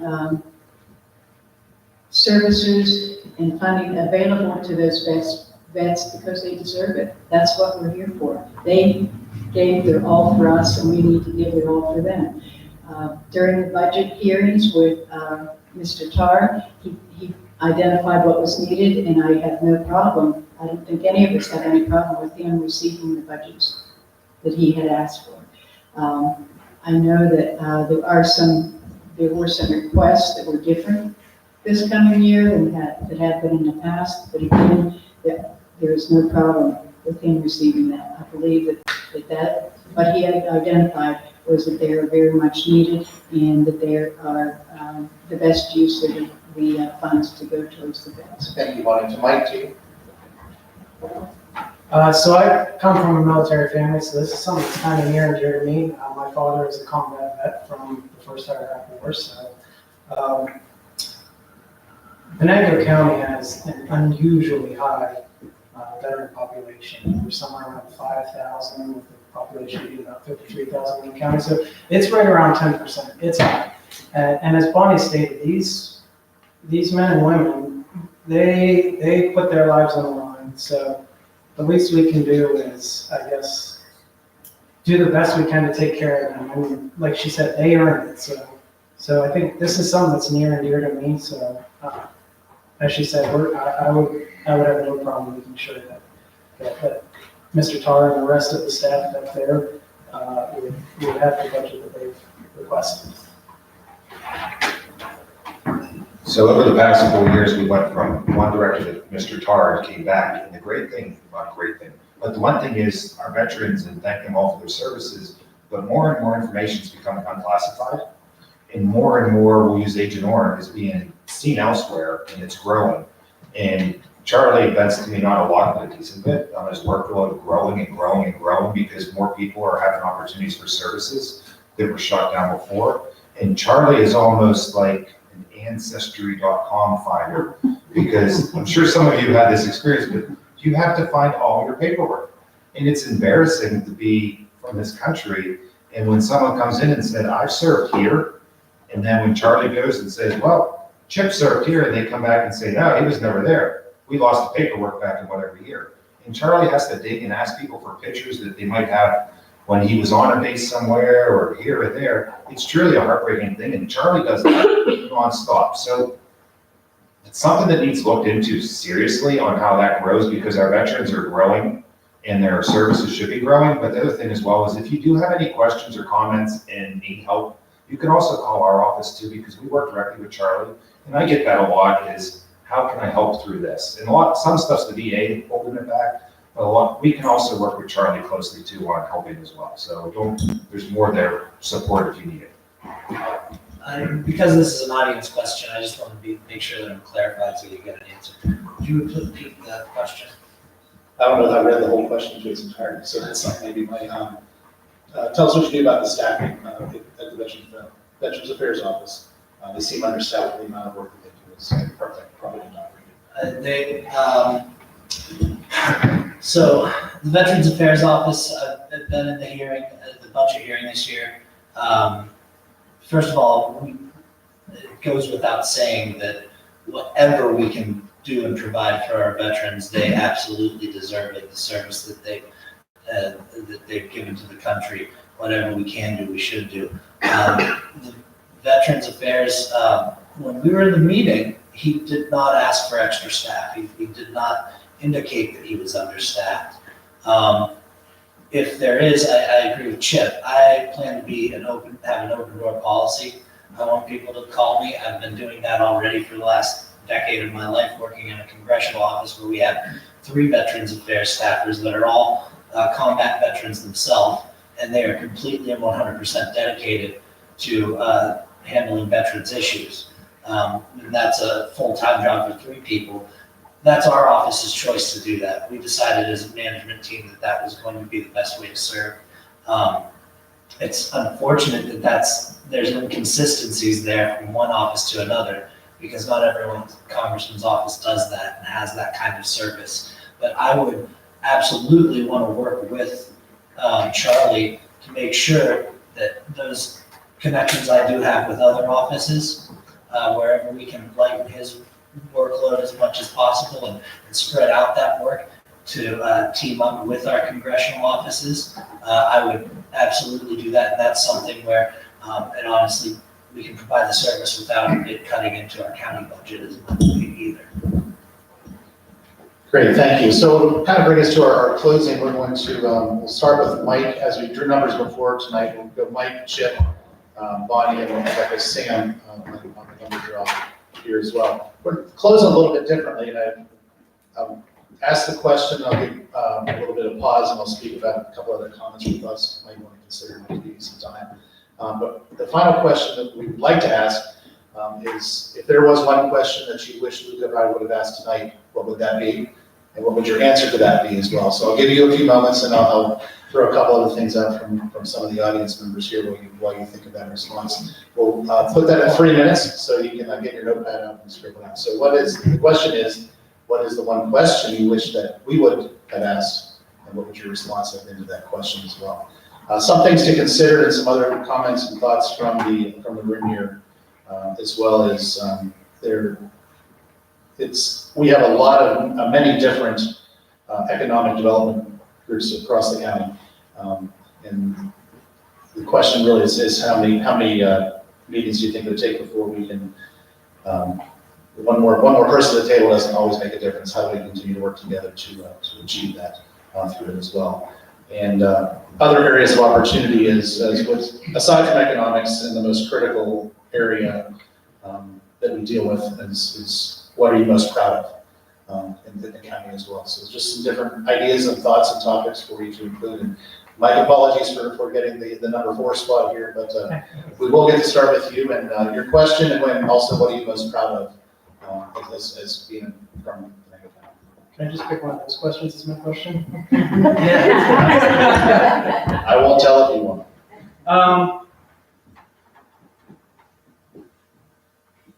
Yeah, that is a tough question, actually. You know, what would I want you to ask that wasn't asked tonight? I mean, I think we've kind of touched on everything, as far as the economy to jails to you know, how we handle the taxes and all that stuff. I guess one of the questions that I would get asked almost every single door that I door knocked on was, so you're running for county commissioner, what do they do? Yeah. So, yeah, Sam can attest to that. So I think that probably would have been a good question to, if we understand what the job is. I mean, but the answer is real short. I mean, we're the CEOs. If you think of the county as a business, we're the CEOs. Somewhere in between a legislator and an executive. I often compare it to city council. You know, we get to write ordinances, we have that ability, but we handle the management and operation of the city. We have a city manager that does that. We oversee her. You know, the county doesn't have something like that. There are other counties in the state that do. So if what do? We spend your money. To put it frankly, we spend your tax money. You send it up to us and we figure out how to do it. So, and I apologize. What was the other question? What are you most proud of as being a resident of Venango County? Oh, what am I most proud of? I mean, we have a lot to be proud of here. I mean, we have amazing history. I mean, Venango County literally changed the world. We drilled the first oil well. We've had presidents through here. I said it last night. One of our former senators, Sibley, was actually with McKinley when he was shot. They were on McKinley's train. Woodrow Wilson used to go to this place all the time. George Washington used to come through here all the time. There's a lot of history that surprisingly a lot of people don't know about in the world I work in with the chamber, with groups like the World Regional Alliance, with even these economic development agencies and the Venango County Historical Society and all of them. We all know that history, but not necessarily everybody else around here does. And that's something that we can be proud of. And that's something that I kind of want to see for Venango County in the future. We were once the innovators. Let's be the innovators again. We can lead this forward again. There's something special about not just Venango County, just Western Pennsylvania as a whole. I don't know what it is about it. There must be something in the water here, but I feel with enough drive, with enough energy, and with enough cooperation, we can become those leaders again. Thank you. Chip, to you. This is a wrap up close, right? Correct. This is wrap up close. This is it. You get to go home after this, or on to State College. Actually, we will greet the other row officers and such. So pass you state group. So the one question I wish was asked, Luca asked it and hit it spot on. It's the only thing I haven't had a chance to talk about publicly as a current commissioner, that I've been wanting to and not knowing the right time. And there's a lot going on behind the scenes, and that's why I'm going to State College tomorrow to talk about this. And I sit on the State Behavioral Health Task Force, and as soon as this conference is over tomorrow, our first topic is Hope Center in Whitehaven and Sealands Grove and Ensburg in the future of those residents. And what do we do as counties to support this? Not to support the closure, support them staying open. And as well as that, Polk Center and Whitehaven have over 50% of the counties in Pennsylvania are represented by those two facilities. This isn't just a Venango County issue, this is a statewide issue. And the best thing that happened with the governor making that decision, those individuals got publicized, those individuals got attentions, and those individuals have not been forgotten about. And that's why we have to work as hard as we can to fight for them and continue this on. So the contingency plan is starting after tomorrow on a whole nother level, and it's a statewide as commissioner conversation really about to start forward, because I made that the top agenda item. And I was really surprised when every commissioner across the state on that board was 100% in agreement that we need to work on that. So that's the contingency plan for me. The other thing too is I always use a hashtag on Facebook and on social media. It's called Venango Proud. And I love it. And we talk about Venango County, what makes me the proudest is the 55,000 residents here and how they work together. And it can be seen, and you've done a great job covering it, whether it's the flooding that happened on the Allegheny River, and whether it's the Polk Center issue, the people that come out, and they come out to do it with no skin in the game and want to help the community grow. And when you have a bunch of people cleaning up the Allegheny River on a Sunday afternoon when they could be doing a million other things like mowing grass, and they're out there sweating, covered in mud, getting cut by rusty metal, it's incredible to see that. And half of them didn't have boats or ever really were on the water. They just did it to do it because they cared about our communities. And they care about the people who they don't know that enjoy those waterways. Allegheny River was River of the Year. And then we had that mess we had, and everyone came out to clean it up because we take pride in what we have. And that's what makes me the proudest. And it's not just those two instances, it's everywhere you go. If you went to Jamie's Kids on Saturday, there's 500-600 people there. If you went to Pleasantville Gun Raffle on Saturday in the pouring down rainstorm, they sold over 3,000 tickets and had an hour and a half line to get food. There was over 1,500 people in Pleasantville in a small fire hall. Yeah. Now, why are they there? Because they support their local fire departments and they're coming out. That's what's incredible. So I always say this, I am always working for you and I want to continue to always be working for you. And that's why I want reelected. We started a mission and we started a way of going forward and moving this county forward. And we've worked pretty hard these past 4 years and a lot of tireless nights. But we're not doing it for ourselves, we're doing it for the future. And we're doing it to move this county forward. And I wish I continued to get your support over the next 4 years on November 5th, because we've only just begun and it's not ended. And we're not going to be like we were in the past and sat on our hands and waited for things to come to us. We're actually proactively doing it. We're actually proactively going to fight for our residents' rights to move this county ahead. So thank you, and I appreciate your support. Thank you, Chip. Bonnie, to you. One of the questions that I was thinking about in this format, I was somewhat thinking about, this is like an interview process, that you're interviewing us for the job. You're interviewing us for the position of county commissioner. And one of the things that I used to ask individuals when I was interviewing them for positions is, why do you think you are the most qualified individual for this position? So that's the question that I want to answer for you, is why do I think that I am the most qualified individual for this position? I think that I am the most qualified because of my experience. I have experience in county government, I have experience in the community, I have life experiences with family, I've worked throughout the state, I've had experience throughout all the community activities, and I continue to be involved in the community. I know what's going on in the community, and that's my passion, is that I want to be involved because I want to give back. That's what I do. It's all about giving back. The other thing is that one of the most important things in my life, and I believe in everybody's life, is the family. You want to make sure your family is safe and secure. That's why I want to be county commissioner, is because I want to do it for my family. I have children, I have a daughter, and I have grandchildren, and I have a great grandchild. Their future is in Venango County, and I want to make sure that this is a successful county for them to live and grow in, and it will be, it is. And I want to use my experiences to make that happen. That's why I believe that I am the most qualified individual. The other thing is what makes me proud about Venango County. In Venango County, what I have found is that I can contact anybody when I have a problem. I can reach out. I know the individuals. It's a small enough county that we can get things done. We know how to work together. We know how to make things happen. When there's issues that come up, you know who to contact. You do that and they'll work with you. I've never found, particularly in human services, in county government, when I was county commissioner, there wasn't a time that I reached out and said, can you help? We need your help. Can you help to do this, to do that? It was always there. That's why I'm proud about Venango County, because it's a can-do county. We act. We do not wait for others to do it for us. We do it ourselves.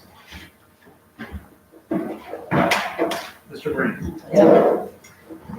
The question I would have liked to ask, and that's easy. It's whatever questions weren't asked that people wanted to ask and had written down, because that's what this is about. It's not about what I want to talk about. It's about what you guys, you come here to hear from the people that want to represent you, and you should be able to ask the questions and get the answers. I plan on being a very accessible commissioner. I will have an open door policy, and I'll give you all my cell phone if you want it. And after this, if you did have a question that wasn't answered, please just talk to me. You know, just grab me. I'll be around for a little bit. What am I proud of? What am I proud of? I have a history of I'm kind of known for my Venango County pride among my friends. People that I worked with in Congressman Kelly's office always called me Oil City Sam, because that's how I introduced myself to everyone. I'm Sam Green, I'm from Oil City, birthplace of the oil industry, and I'd go on about it and just I can never talk enough about it. It really is an exceptional history, and it was done by exceptional people. And I think that we've gotten a little bit down on ourselves because maybe we didn't. Maybe it's because we did have such an exceptional history and we've accomplished so much in this county that, it doesn't seem as good. But I think that we have an exceptional opportunity going forward. And I'm very proud of what we have going on for us here, not just our history, but one of the reasons I'm running is because I want to see us live up to that history going forward. I want to see us punch above our weight again. Venango County was famous for being a little county that punched way above its weight in our entire history. And I want to be a part of making sure that we're recognized and punching above our weight on a statewide and nationwide scale. That is one of the reasons that I'm running, because of my pride in this area. I humbly ask for your vote. And God willing, I'm very excited and ready for this job. So on November 5th, Tuesday, please consider voting for me. If you have any more questions, please just ask. Thank you. Again, I'm Sam Green. Well, thank you on behalf of the Scrubgrass Grange, the Derrick, and the citizens of Venango County. We truly appreciate each of your time and most importantly, your willingness to represent us as your constituents in Venango County. We wish each of you the best over the course of the next few days, and Tuesday is fast approaching. It will be a busy weekend, I'm sure, for each and every one of you throughout the next few days. For those in the audience, it's at that time we would prefer, we'd really like to have any of the candidates seeking row office or other office candidates please step forward to the front. We will pass the microphone from one to the other. I think we have at least 4 candidates, if not more. Lana, Jamie, Terry. If I missed anybody, please come up front and join us as well. Thank you, guys. Stand in front of the table. Thank you. Let's go on doing it.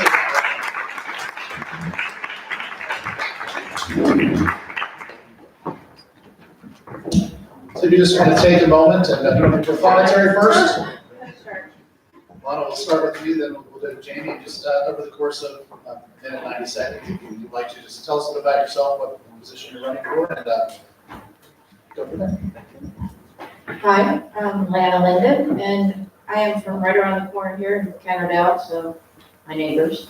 I'm running for the position of pathonetary. Our current pathonetary is retiring, so that's why I'm running. I've been there in the office since 2011. I started out as a part-time clerk. I worked my way up to the position I am now as the first deputy. And if you have any questions about the position, what we do, what our office is about, answer. Thanks. Thank you, Lana. Jamie Hunt, please. Hi, my name is Jamie Hunt. I wanted to thank the Scrubgrass Grange for hosting this event here in our southern tier, and also TheDerrick for inviting me and allowing me to speak. And also our candidates for commissioner, they've shown a great deal of support and commitment to our southern tier. As the mayor of Emlenton, I've seen everybody down there. I'd also like to mention that we have 2 junior council members here representing Emlenton. But I'm running for pathonetary and clerk of courts. And the reason I did so, there's many reasons, but one of them is that I have a hard time saying no. And I recently moved to Emlenton. I was involved and volunteered a lot, and then was asked to run for mayor. I became mayor, and then more recently I was asked to also do more for the county, and so I decided to step up. I'm a Navy veteran. I have a high attention for detail. I know that that's something required within the office, and I have a strong commitment to leadership skills as well as mayor, and then also in the Navy, I was responsible for the lives of 22 people on the aircraft that we worked on. So if my attention to detail failed, we could have lost the plane with 22 people on it. So I take the responsibility as pathonetary very strong, and I'd like to bring my Navy experiences and my leadership experiences as mayor into the office. Thank you. We thank you both for being here and wish you both all the luck on Tuesday's election as well. Jamie and Terry, Terry first, thank you. Hi, I'm Terry McFadden. I'm one of your current elected Venango County auditors. I've been in office since 2008. First of all, I wanted to thank the Grange for having us here. I was not expecting to speak at all tonight. Thanks for giving us the opportunity to listen to the commissioners. For some of you that might not know what we do, as Mike was saying about the commissioners, we audit all of the row offices in Venango County. So we'll audit the pathonetary, the clerk of courts, the treasurer, the sheriff. We audit some of the human services offices. We audit the airport, the park, the 3 district courts, and all of the tax collectors and other numerous offices. We're independent of the commissioners, so we're kind of like the oversight for the financial statements of the county. Okay, thank you, and I appreciated the support the last few years. Jamie. Hi, I'm Jamie Weaver. I'm just finishing up my first 4-year term, and I'll be running again this next year. So like Terry said, what we do is kind of behind the scenes and nobody really knows what we do, but we make sure that all of your tax dollars are funneled into the correct places they need to be and they're spent properly. We make sure that everything is funded how it should be, and then we are pretty particular even to the penny, even though we get in trouble for that sometimes, but we are very certain that everything is how it should be done. Just a little bit about myself. I have my own tax business. I've done it for 10 years, and I'm finance manager for CLA. So we have a lot of finance background, so we definitely know what we're doing. So we hope that we can continue to do this in the future. We all work together very, very well. So thank you very much. Don't worry, we know very quickly when they find something like that. And this is why we wanted to know who was going to be running, because we will be working with them very much. You got their cell phone number. Yes, right there. Thanks. Well, thank you all. Wish you all again lots of luck on Tuesday and through the weekend as well. So in closing, a big thank you to the members, from the members of Scrubgrass Grange, particularly Barb and Glenn Gross, thanking them, Mark Warden, John Masters for hosting us this evening. Luca, to you and your staff at the TheDerrick and News Herald, your participation, the online streaming, And please, reminder that for those of you that would like to list any of this part over, it will be available online, effective immediately when you get back to broadband. We hope that you have broadband in your area as well. Election day is Tuesday, November 5th. Please get out and vote. Make sure your vote counts. Did make a few references from yesterday's article in the Derrick and News Herald. We do have new election ballots in the county this year. They are old style paper ballots that you must fully complete the oval circle. So make sure you use the black pen and completely fill in the circle. You want to make sure that your vote counts. You need to read the instructions on each item. Do not overvote. For example, tonight there are 4 candidates for commissioner. You're allowed to vote for 2, even though we are looking for 3 positions. If you were to vote for 3, your vote would not count. So please make sure you vote for it. Each line has that in there as well. So make sure you read that. And finally, if you are doing a write-in ballot, you must not only circle the little dot with the write-in or fill in the dot, but fill in the dot in addition to adding the name to there as well. So it's actually a 2-step process. It's not just writing a name into that as well.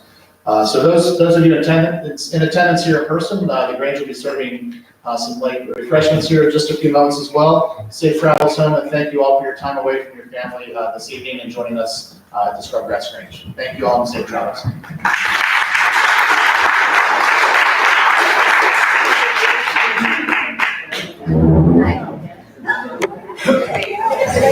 Very nice job, well done. Had the longest question. You had the longest question.